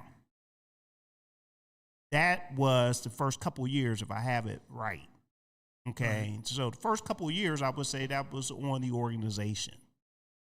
Where Kenny Pickett messed up, and what I'm talking about, when the Steelers decided that Kenny Pickett was not ready to be the starting quarterback and wanted to go out and get Russell Wilson and Justin Fields, and they wanted Kenny Pickett to compete. Kenny Pickett refused to repeat or compete, and I believe he asked for a trade or wanted out. Yeah. Okay? I don't like people that don't want to compete unless you've earned it, and unless you've earned it. If you're somebody like a Patrick Mahomes and someone asks you to compete, I'm going to say you're crazy. Yeah, I've heard. Right. There's credibility yeah, there, right? Or Josh Allen, or even Lamar Jackson, or Burrow. Well, I mean, as humans, we should all understand that, right? And that's when he walks into that situation, and it's kind of like a self-awareness thing of like, hey man, you haven't earned it yet, right? You haven't earned. Look at your this yet. stats, right? Yeah, right. Look at your stats, and look at what the organization is telling you. We don't believe in you right now, right? Mm-hmm. You have to grow, and you have to show us. No one should have a problem again when you haven't earned it. To earn it and show the organization that you are a number one quarterback in the NFL, and you would have had the opportunity to learn under a veteran, kind of like what you talked about, Luther, with the wide receivers. Yep. Okay, so he had the opportunity to learn under a two-time Super Bowl quarterback, Russell Wilson, who won one. Okay, and he said, no, I'll go to Philly. Not only did he go to Philly, okay, and I'm not sure how much yay or nay he had with moving to Philly, but the thing about Philly, that's his home. So he wanted to be comfortable. You know what? They did him a solid. What did? Well, really, they didn't. But where I'm going with this, what did Mike Tomlin always say about comfortability? That's not a good place to be. Yeah. Don't look for comfort. Yeah. See comfort. Right, don't see comfort. Kenny Pickett was seeking comfort, and he thought he was the man, and he wasn't the man. So as a result, when all of that went down, I said he'll always be a backup quarterback. I said he would always be a backup quarterback as a result of that. What I know dang well that if someone came to you, Kev, and said, "I don't think you're doing good enough," tomorrow you'd be, maybe even right after the conversation, you'd be figuring out a way to improve yourself or improve the situation and make sure that you are exceeding expectations. That's right. And not everybody is like that. And like I said, Luther, when we drafted Kenny Pickett, I was elated. I was elated. I was like, I was too. Yeah, I was pumped. But these players in the NFL need to understand, as Mike Tomlin said, again, there's a fine line. Mike Tomlin. There's a fine line. There's a fine line between what? Drinking wine. He said so many of them. Drinking wine and squashing grapes. I was like, where are you going with this? Right. No, but the same thing with Chase Claypool. Right. We talked about Deontay Johnson. Yeah. You know, Deontay Johnson was a really good. His route running. He was a really good wide receiver here. Right. His route running was next level. And this other cliche, I'm not sure who I can quote for this cliche, but something like this: the grass isn't always greener. Right, and those players found out that the grass isn't always greener. So that's the deal on Kenny Pickett. So hopefully I answered the question. Like you said with Kenny Pickett, just because you break Dan Marino's record, you're not Dan Marino. Yeah. So that was two things. He was really overconfident in his abilities. But that was college, right? But he had that same mentality. Yeah. How many Heisman Trophy winners have we seen not make it in the NFL? Right. Yeah. And he didn't sniff one. It's a whole different game. And he didn't sniff one. It's a whole different game. All right, so we're going to fly past this next break so we could get to everything that we need to get to. So we're going to do some quick takes on these particular subjects to make sure that we get everything in. So the first one is Pennsylvania high school playoffs, and what I'll do, I'll go from 6A to 1A, even though I believe that, come on, y'all, WPIL, 4 classifications, that's what it should be, not 6. 6 is too much. Yeah, it's ridiculous. Yeah, stop trying to have more winners. Yep. No. All right, so in 6A, Upper St. Clair defeated Newcastle. Close battle. Was a really good game, 52-51 for the 6A championship. 5A, Chartiers Valley High School beat Thomas Jefferson 63-37. Wow. 4A, Knox High School won over Quaker Valley 48-35. And the most important. Skip over this one. The most important out of all of them. Okay, my alma mater, Aliquippa High School. What Terry Smith say about Aliquippa? South Allegheny. Hey, don't bring that up. Don't bring that up. I didn't bring it up. I'm just saying what Terry said. Beat South Allegheny 65-54. 15th title. Yeah. Now I gotta get most out of all schools, and congratulations to Maurice Smith. Maurice is a lot younger than me, but we basically grew up together in Aliquippa, and I was trying to get him on the show, but he was tied up. So we'll get Maurice on the show here shortly as well. And I'm really proud of Aliquippa because the way Aliquippa got the job done, their 2 best players on the team transferred before the year. Okay, went to what's the school in Lincoln Park in Midland. Lincoln Park. And then and then they had 3 starters out for the semifinal and still won by a significant amount. They had 2 starters out for the championship game and won. That's impressive. In 2A, Swickley Academy. Ooh, they're loaded. claimed the title with a 52-38 win against Jeanette. They are loaded. Yeah. They got 2 6'8" players, Africans. Those guys can block and everything. They look like two Matongos. What year? Just throwing everything. I think a sophomore and a junior. Okay. Young team. Excellent. Jeanette made some waves about them after the Is game. that right? Yeah. Come on, Jeanette. You're better than that. No, they just said they talk a lot of stuff, and there was a little incident afterwards where they kind of got physical. So maybe they'll see each other again in the PIAAs. Okay, got it. Class 1A, the Neighborhood Academy. Yes. Defeated back-to-back. Sarah Catholic 60-48. Are you a fan? Oh, my son went to Neighborhood Academy. Okay.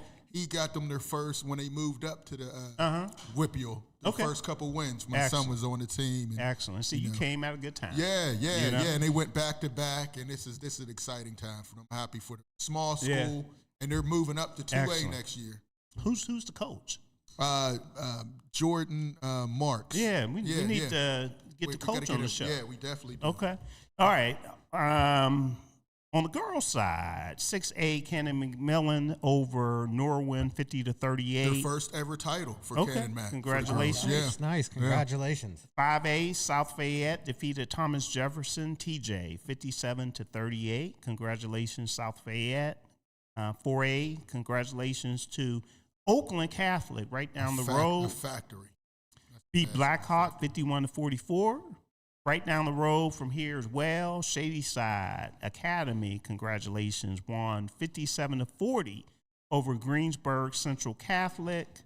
In 2A, Neshannock beat Winchester Thurston. They're right down the road too, Winchester Thurston, but they lost 60-51. So congratulations to Neshannock. And in 1A, Sarah Catholic edge Guyville Catholic 47-46. Yeah, congratulations, Sarah had a chance Catholic. to go back-to-back with the boys and girls, but they couldn't get past the Neighborhood Academy. Yeah, okay. All right, so Kim, what do we have from a golf perspective? Yeah, let's start with the PGA. So the last weekend, the PGA National Cognizant Classic in the Palm Beaches. That tournament was won by Nico. Oh my goodness, Echevarria. Evan, am I saying that right? Why am I asking you? We'll go with it. Yeah, it sounds right. It sounds right to me. So took home 1.7 million, and looks like they're going to be heading to the Arnold Palmer Invitational there in the Bay Hill Club and Lodge in Orlando, Florida. So last year's winner, Russell Henley, that's going to be a tournament this coming weekend. But in terms of the past results the results for last week, I know Shane Lowry almost finished at the top. He was someone that I was really, I like him. I think he's a good golfer and fun to watch. He finished tied for second with 15 under, but the winner was 17. Who? Ladies, the LPGA.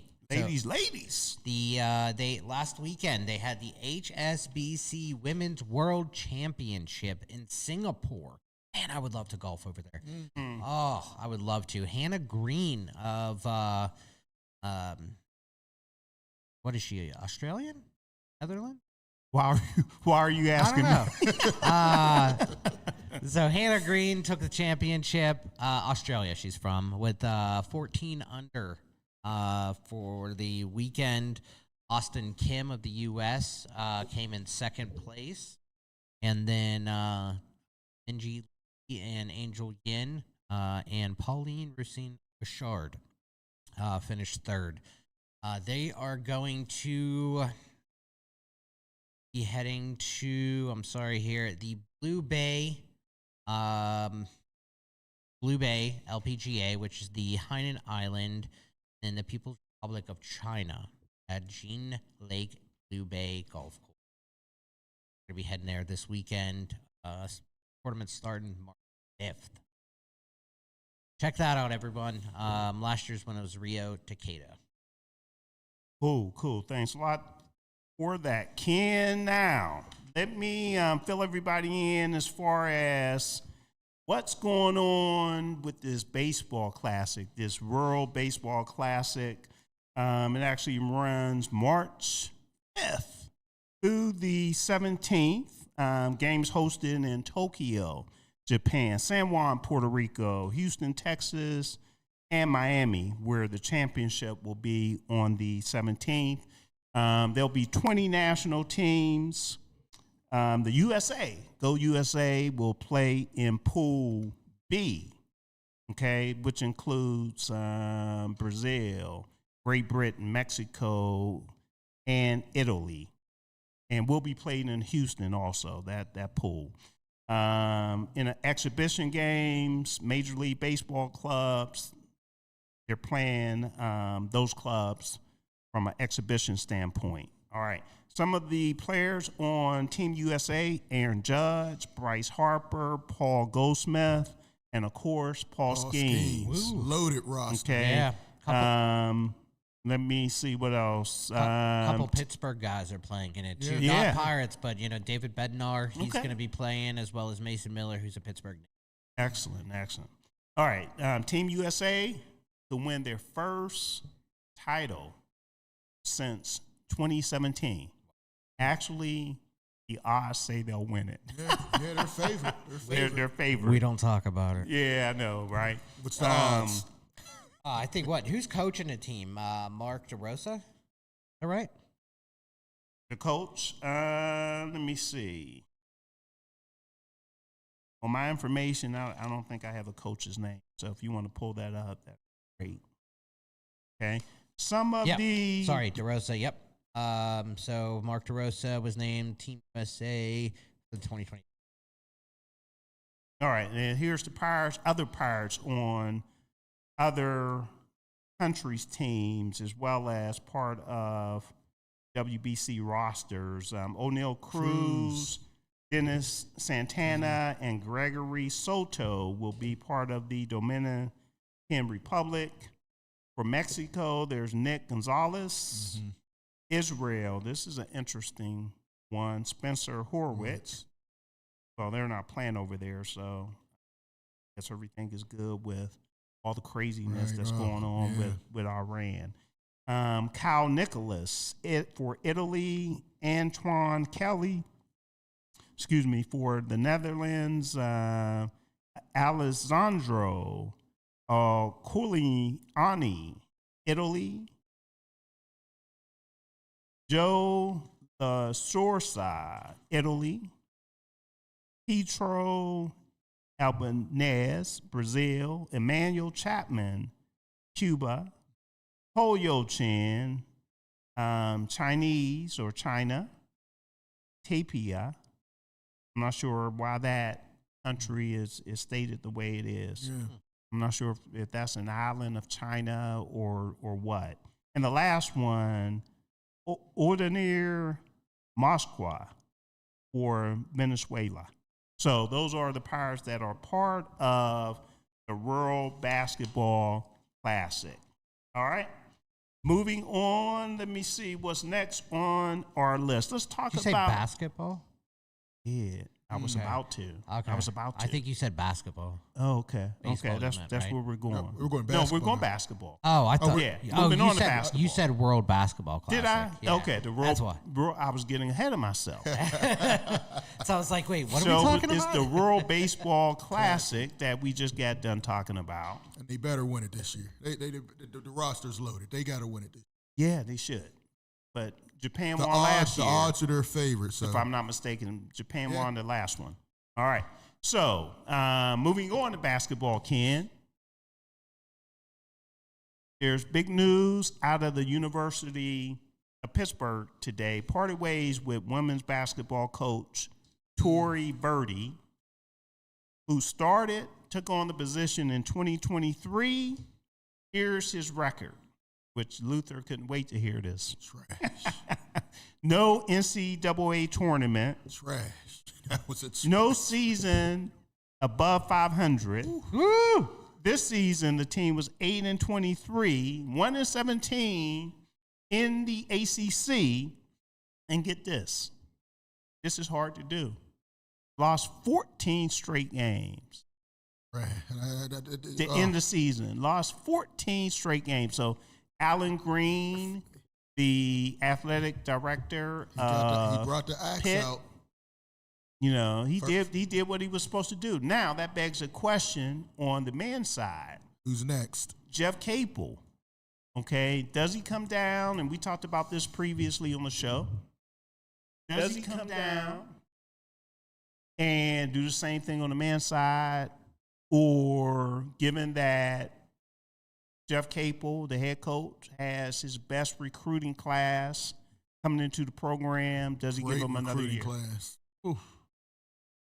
I think he may give him another year, depending on just to hold on to these recruits. Yeah. I mean, this class is supposed to be loaded, and you really can't tell what you just go by ratings. But from what I've seen, it's a loaded class. The odds are pretty good that he'll be here, and the odds are pretty good that the recruits he have coming in will be solid. You have to. I mean, if you have one of the top recruiting classes, you don't want to get rid of that, right? You're going to lose all those guys, unless you want to risk just blowing that up and figuring something else out. Capel has not gotten it done, and he's on the hot seat. He's red hot right now. From a psychological standpoint, maybe this puts something in the back of his head, like, hey, they're chopping here, So either I don't think it shouldn't take that. I don't think it needed that. It shouldn't. You're right. Take that. The seat's been red hot all year.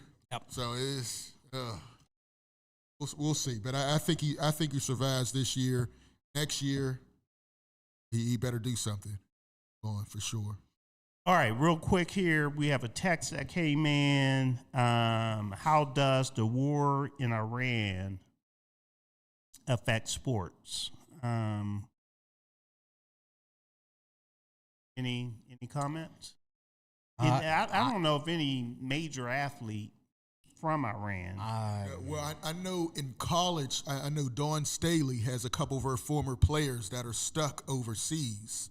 And they're trying to work on getting them back. So the players who are playing, international, a lot of them are in danger because, they're trying to get back.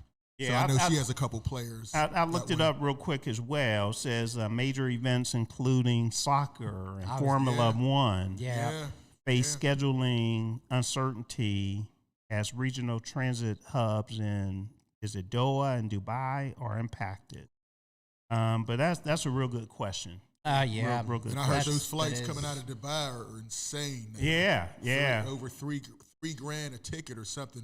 Very, very. That's gouging. That's unbelievable. But people are going to pay it because they're trying to get out. It's a sad situation all the way around. It's a whole nother topic. All right, so back to Pitt basketball, and I had an opportunity to watch this game right here in the studio on Saturday, and it was a pretty impressive win that Pitt actually pulled off over California, 72-56. So if the season ended today, it would make the ACC tournament, but that says it all, though, fellas. When we sit here, and we should be sitting here talking how about they're going to do in the tournament. No. We should be talking about, is there an opportunity for Pitt to get in the NCAA big dance for the big tournament? But things are so bad right now. We have to talk about, is it possible for them to make their own conference tournament? Terrible season. And I just got a comment in on YouTube here from Ricky Smith. He had mentioned good move by Pitt, and I know I'm going backwards a little. A good move by Pitt to get rid of that clown of a basketball coach. As I understand it, morale of the women was very low, part because of the abusive behavior by someone who was supposed to be better. Was he trying to get fired, Ricky? Was he trying to get fired? Maybe that was part of it. As I told you guys, we used to sit behind the bench because there's nobody there, and he would just be yelling and berating these female players. I'm like, man, all this yelling, you're not doing any coaching, and you're just losing. And you could just see players just. Life was going deflated. And that's why you lose 14 games. You're yelling, not doing any coaching. You would think he would try something else. All right. As far as the rest of the schedule. There's 2 games left. Pitt plays tomorrow, 9 p.m. against Florida State. I'll be there covering the game for the station. So everybody, if you want the latest updates, go to our YouTube channel and you'll see all of the relevant interviews and clips from the game. And then there's a game on Saturday in Syracuse. Florida State, what do you think, Luther? Can they find a way to at least win one of two? I think they can win one out of these 2 games just to try to slide in, squeeze into the tournament. Florida State, Syracuse, I think they will. I think Florida State is mediocre. Yeah, Florida State's not very great either. So that's 8-8. Florida State is 8-8, and in a conference overall 15-14. Right. So that's a winnable game. Yeah. That's a winnable game. They're at home, and then Syracuse we mentioned as well. Syracuse is 6-10 in the conference and 15-14 as well. You never know. Yeah. Pitt might even win both. Win both. All right. Now, one thing I will say about the Pitt men's basketball team, they were hit with some major injuries. They did early in the year too. Yeah, throughout the year. Brandon Cummins from Midland, PA. Yeah. He missed a lot of games, probably the last 25% of the games. And then they had, I forget the name, from Iowa State. Yeah. I want to say Johnson, but I'm not 100% sure. But he was out for the year as well. So that's what's going on from a Pitt men's basketball team standpoint. The AP top 25, let's get to that real quick. Some real good teams on the men's side. We have Duke, who has been very impressive. Don't expect 27. them to win it. Don't expect them to win it this year. You don't? No. I do. Why not? Because they're Duke. I mean, they've had so much talent over the last couple years. Cooper, Flagg, Knuckle, all those guys are destroying the NBA, and they couldn't win. I don't think they win it this year. I like Boozer, but I just don't see it. I don't see it. I don't think they have it this year. Boozer, which Boozer do you like? The big one, the big guy. Because the brothers are playing. Yeah. The one who's going to go in the lottery. Yeah, the other guy will be back at Duke next year. Okay, all right. I think Duke will win it all. I really do. The way they beat Michigan a week ago, that was pretty impressive. I had Michigan winning that game, and Duke put it to them. I have Duke choking. So Duke early. What about Arizona? Duke is at North Carolina State. Actually, cakewalk. It says Monday here, 7 p.m. And then you mentioned Arizona. Arizona is number 2. Houston has to be in that mix as well. Michigan is number 3. I can't believe they don't have games until Monday, Duke and Arizona. But hey, number 4, UConn. Tournament play. It's spring break too. Yeah, that might be a little break. That really never stopped basketball. To be honest with you. What, Michigan's 3? So, Michigan 3, UConn 4, Florida 5, Iowa State 6, Houston 7, Michigan State 8, Nebraska 9, Texas Tech 10. And Texas Tech took a 6-spot jump. Same with Michigan State with 5 spots. You have to give it to Texas Tech. They lost Toppin, and they've really come together even more. They lost one of their best players. I have a lot of respect for that team this year. School's been standing out both on the football field and basketball court. You got to give them props.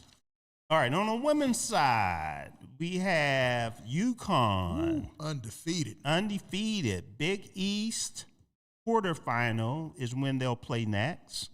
UCLA is number 2. Lauren Betts. South Carolina, number 3. Oh, yeah, I like South Carolina. Dawn Staley got another team. Yep, she has them running. Texas 4, Vanderbilt 5, Iowa 6, LSU 7, Michigan 8, Louisville 9. I watched a little bit of that Louisville game last night. I think they were playing Notre Dame. Yeah, who won that game?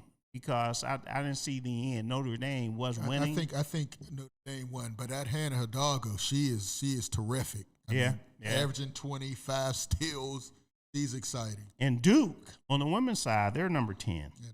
Okay? Yeah. And again, I got to mention, a local team when they're in the top 25. West Virginia is number 15. Okay, and they'll play in their Big 12 quarterfinal on Friday. So that's what's going down in women's sports from a collegiate standpoint. Now, let's talk NBA. We'll wrap everything up with the NBA. The first question I have, because there's a big game that's going on now, which is Cleveland versus Detroit. Okay, I think that was a 7:00 game. It makes me ask the question, who's the beast of the East? Regular season, I have Detroit. Detroit is rolling. They're young. In the playoffs, I don't think you can trust them too much. But Cade Cunningham, I don't think he's getting enough praise for MVP. Yeah, possible MVP. Yeah, but they keep putting SGA and the Joker and Luka in front of him. But he's leading that team that doesn't have another All-Star. Mm-hmm. They don't have a whole lot of talent. And 2 years ago, they won 14 games. Does SGA, yeah.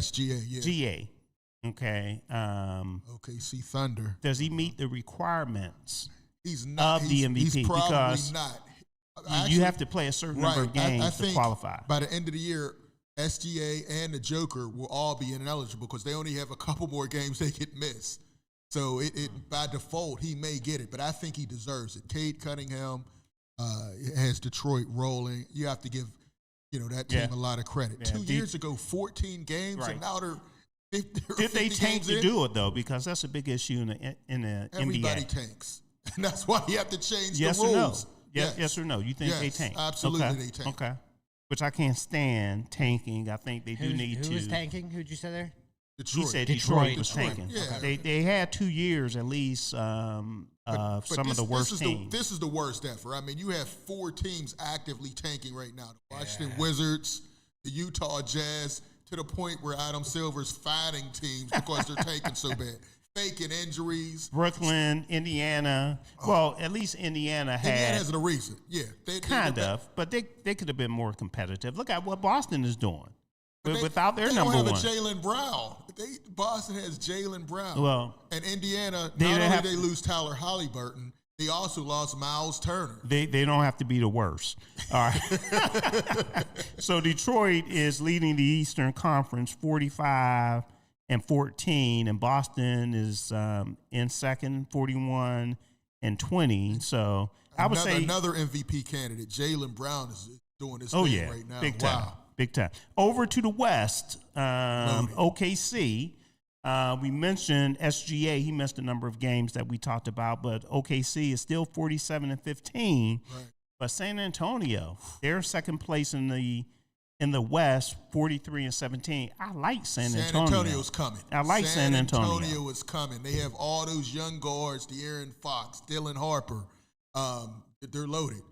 Castle, and then of course you got the big freak. Yeah. Victor Wembanyama. If he can stay healthy, championships are in his future. Going back to the East, did it make any sense? Are you okay with the Greek Freak coming back to play for Milwaukee, or should he have just sat out? No, let him play. I mean, they've been playing well. Actually, those young guys they got in the trade have been playing better. Okay. So there's in the East, they can still slide into the playoffs and the play-in tournament.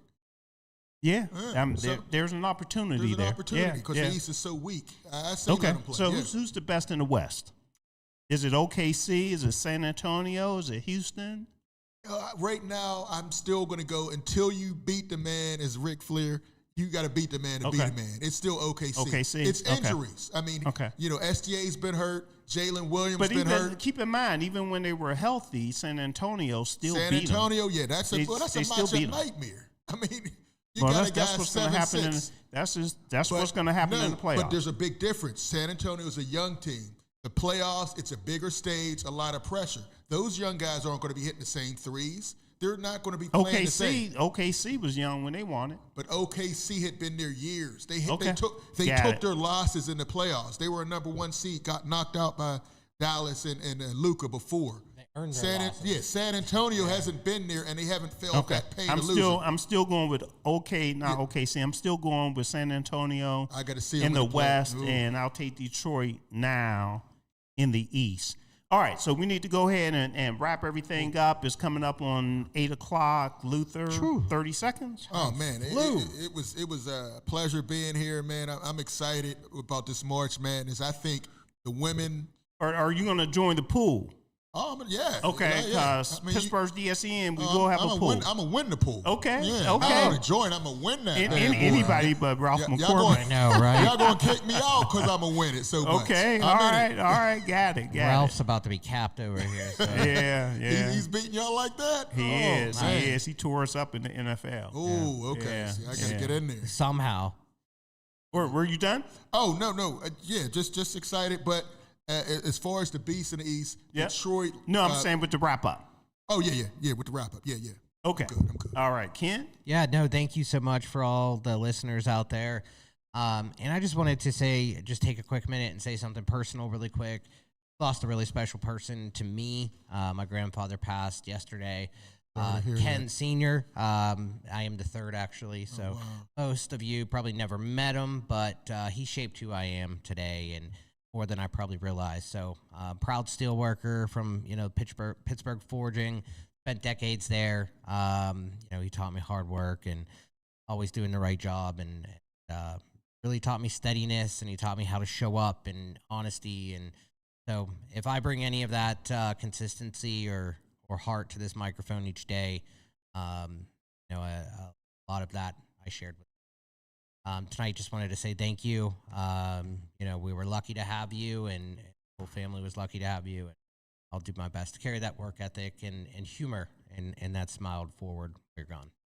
So thank you all. But I appreciate everyone who has subscribed, and we are blowing up on the NHL side. So keep subscribing. Stay tuned. It is almost NHL playoff time. Excellent. And as I texted you earlier, Ken, condolences with the loss of your grandfather to you and your family. And how old was he?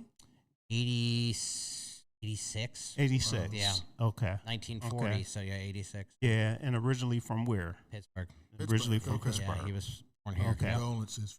Thank you. Appreciate that. All right. So as far as my recap, Luther, as always, we always love to have you here. You bring real good insight. Absolutely. Because if you didn't, I wouldn't be calling you. Well, I appreciate that. But most importantly, for those out there watching and listening, we appreciate your support. We understand that the majority of the people watch the recording, which is fine as long as you watch one way or the other. So when you're out there watching the recording as well, send us your comments, send us your texts, and we'll appreciate it. And please remember to subscribe. Hit that subscribe button. Ken, we have somewhere around 56,000 subscribers now. Yep. And again, we provide sports content every day. So if you want to know what's going on with the Pittsburgh Penguins, Ken has you covered.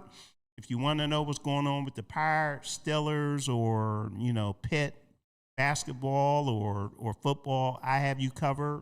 One way or the other, we'll get the information out there on YouTube. So please subscribe. Also subscribe on the radio side. It costs you nothing. This is all free. It takes you literally 20 seconds to put your information in. And we appreciate your support. We're here every Tuesday from 6 to 8 p.m. So we'll sign off, and everybody, please be blessed.